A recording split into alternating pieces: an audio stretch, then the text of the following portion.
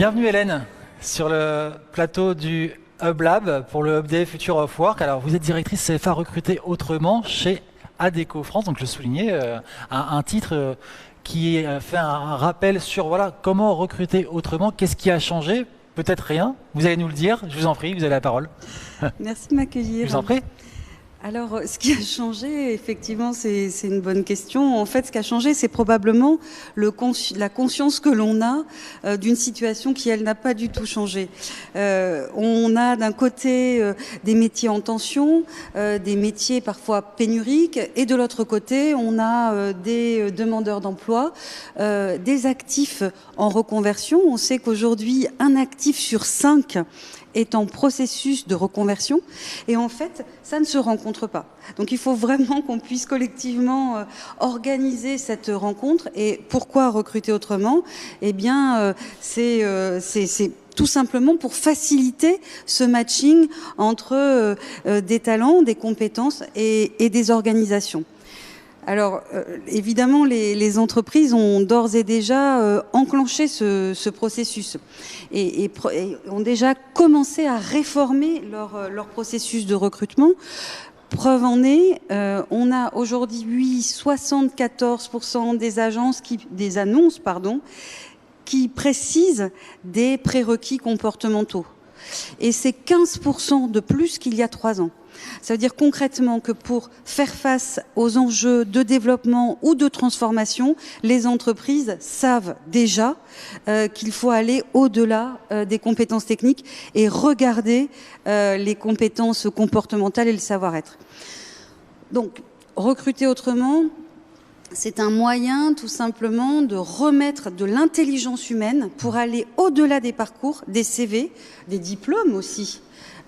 Pour pouvoir mettre vraiment cette intelligence au service de l'emploi. Et c'est une façon tout simplement aussi de faciliter l'inclusion et l'accès à l'emploi pour tous, en donnant une part plus raisonnable aux algorithmes qui prennent beaucoup de place aujourd'hui. Alors, qu'est-ce qui est à l'origine finalement de la création du CFA recruter autrement et du recrutement sans CV? Quelle est la philosophie à l'origine? Alors, chez Adecco, on a toujours été convaincus qu'il fallait porter une attention très particulière aux candidats, pas seulement pour pourvoir un poste, c'est notre métier aussi, mais aussi regarder le candidat pour ce qu'il est et puis ce qu'il peut être, et pouvoir être à son service et au service de sa trajectoire professionnelle. Alors ça, c'est notre mindset, c'est ce pourquoi on aime travailler, mais le CFA recruter autrement, il a été monté pour que on soit vraiment outillé pour le faire et que d'autres que nous le soient et qu'il y ait plein de petits militants de la détection de talents autour de nous. D'accord. Puisque pour que chaque recruteur devienne un détecteur de talents et de potentiel au-delà des standards habituels du recrutement. Alors vous parlez justement d'être outillé pour pouvoir mener à bien voilà, ce projet, cette envie de recruter autrement. Sur quelle méthode finalement de recrutement vous reposez votre approche justement, et quels sont les paramètres essentiels à faire rentrer en ligne de compte pour pouvoir recruter de cette manière-là, davantage sur les soft skills, sur le comportement, sur le savoir-être? Alors, oui, c'est vrai que pour faire des recrutements plus audacieux, oui, il faut être beaucoup plus outillé. Et c'est l'objet c'est notre propos. Il faut s'en donner les moyens, quoi. Exactement. Ouais. Donc, la première chose, selon nous, c'est vraiment de passer par une étape de diagnostic des traits communs, des caractéristiques, des comportements, des savoir-être qui sont mis en œuvre et qui sont porteurs d'une performance supérieure. Durant la phase de recrutement? Alors, avant la phase de recrutement. Avant la phase de recrutement, en sourcing. Avant le sourcing. Encore avant. Avant le sourcing, c'est se poser la question de qu'est-ce qui va faire qu'on super performe dans cet environnement-là. D'accord. Et ça, quel que soit le diplôme, encore une fois, quel que soit le CV. Donc ça, c'est la première question et la réponse est parfois contre-intuitive. Et c'est ça qui est intéressant. On va détecter des choses qu'on ne soupçonnait pas sur la compétence comportementale qui va porter un résultat. Donc ça, c'est le premier step et c'est la première chose qu'on outille pour nos recruteurs. Deuxième étape, c'est dessiner le processus de recrutement en fonction de ce qu'on recherche. Donc, faut-il des tests de dextérité, de logique? Que faut-il? Comment faut-il le regarder pour que chaque candidat soit mis en valeur et qu'on puisse vérifier si, dans ce qu'il est, eh bien, il y a des éléments qui vont lui permettre de super bien réussir dans ce job qui est à pourvoir. Et qu'est-ce qu'on va creuser plus particulièrement en termes d'outils, et toujours sans CV. Et toujours sans CV. Toujours sans CV. Ce sont les motivations. Parce que ce qui énergise profondément le candidat, c'est ce qui va faire qu'il va être un bon collaborateur performant longtemps et qu'il va rester engagé. C'est-à-dire qu'on peut être performant sur une courte durée, mais l'enjeu, évidemment, pour tout le monde, c'est que le collaborateur il reste engagé au long cours et que l'entreprise, elle puisse tabler et faire projeter ses collaborateurs dans la durée.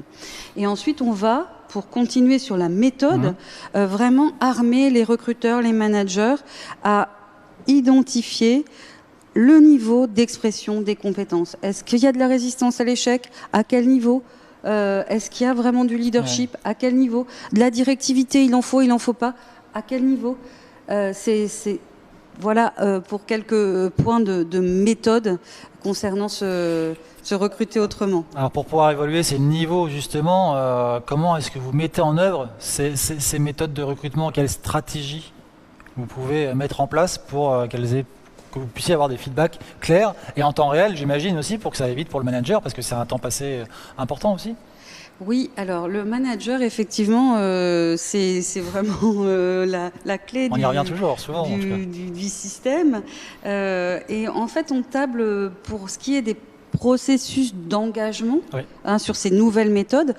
On table vraiment sur les équipes ressources humaines pour qu'elles puissent être des agents de transformation, qu'elles puissent donner le goût au management de faire bouger ses pratiques. Parce que si le management doute, il n'y a pas de recruter autrement, il n'y a pas de profil singulier, il n'y a pas de parcours atypique. Donc, pour nous, c'est d'abord les équipes RH pour accompagner les managers et ensuite parfois les former, évidemment. Et alors après, bien sûr, il y a une autre méthode qui est aussi très rapide, c'est tout simplement de nous envoyer des chargés de recrutement en formation ou de nous demander des apprentis qui sont passés par le CFA recruter autrement. Et là, bien évidemment, ils vont ensuite, quand ils vont revenir chez vous, un cercle vertueux, infuser ces pratiques. On en appelle du coup autant au mindset des managers que des candidats en termes de bien-être, de savoir-être plutôt, pardon, que pour les candidats. En fait, c'est vraiment une culture que vous accompagnez. C'est une culture, alors, et qu'on accompagne autant chez nos clients qui ont envie de nous suivre dans cette approche, mais aussi chez nous. Parce que, pour vous donner un exemple, l'année dernière, on a formé 1200 dirigeants, managers et recruteurs sur cette méthodologie. Le mindset, il est là chez Adecco. On a cet état d'esprit. Maintenant, au-delà des lettres d'intention, il faut pouvoir le faire avec des outils. Et bien justement, pour conclure notre échange, il nous reste quelques secondes. Pourriez-vous nous donner un exemple concret d'un recrutement sans CV réussi ? Ok, avec plaisir. Alors, je pense à un jeune homme que je ne vais pas citer, vous allez vite comprendre pourquoi. On l'a recruté à un niveau Bac+2, ça veut dire qu'il n'avait pas eu son diplôme de Bac+2, et il était sans domicile fixe. Et on l'a intégré, largement suivi au sein du CFA Recruter Autrement. Il a eu son titre, niveau 6, donc Bac+3, 4. Et aujourd'hui, il est en poste et il est épanoui et avec un logement. Et évidemment, il y a d'autres exemples. Je pense au Grand Paris qui amène une grosse pénurie sur certains métiers du ferroviaire. Et là, on a pu travailler avec notre client EFT pour recruter la